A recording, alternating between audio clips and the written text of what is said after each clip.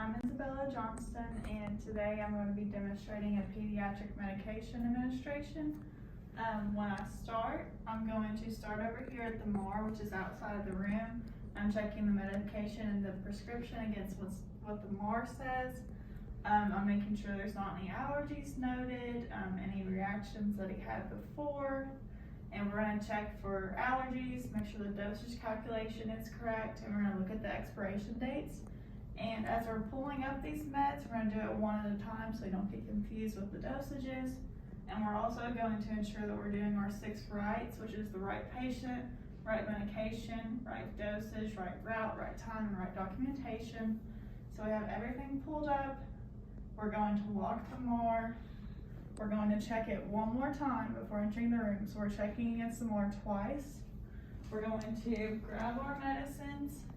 We're going to walk into the room, our general principles and safety practices. We're going to wash our hands and don our gloves.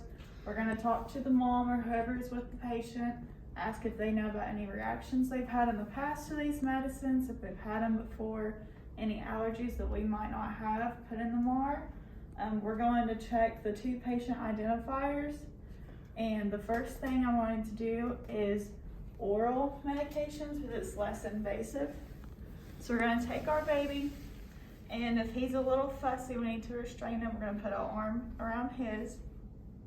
We're going to slowly put the oral medicine into the buccal mucosa.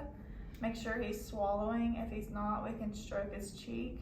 We're going to make sure he swallows all of that and he doesn't have any reactions while we're here before we put him back. And the next thing that was ordered for him was his eardrops. So once again, we're going to make sure we're doing all of our rights and our checks. Make sure that the amount is correct and that it's room temperature. So we're going to turn his head.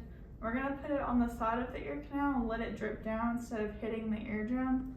We're going to wait a few seconds or however long it takes for it to all absorb down into the ear.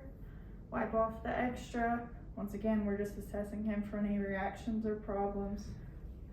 And then for our other administration route, we're going to come over to this patient. And he is 2 years old, even though he doesn't look like it. We're just pretending. So once again, we're going to check the ID band. We're going to scan it just in case if it's required. And the first injection site we can do is the deltoid. And what you do is find the acromion process, 2 finger breadths below that, and inject it there at a 90-degree angle. And you can also do the vastus lateralis. So we're going to help him turn to his side. We're going to bend his knee. Put one hand on the greater trochanter and the other on the knee joint. We're going to pretend this is divided into 3 sections, and we'll put it in the middle. And if he decides that he doesn't want this shot and he's going to act up while we're trying to give it, we can also restrain him by putting this arm over the leg and injecting it that way. And for the last one, we're going to keep him turned on his side, our hand on the greater trochanter once again, the thumb towards the pubis, this towards the iliac spine, and the middle on the iliac crest. We're going to put it in a 90-degree angle right there. And then if this child needed IV medications, there's numerous different places you can inject it at. So he has veins in his head. There's the frontal, the temporal, and the orococcal, and in the arm, you have your median, which is right down the middle of the cubital. You have your cephalic, which goes down the thumb side, and the basalic, which goes down the pinky side. And he has a saphenous vein that runs down here, and he has a dorsal vein, and he has a median vein on this side. So once again, when we're administrating any kinds of medicines like this, we're going to ensure that he's safe the whole time, that everything's correct, he's not having any reactions or problems to it.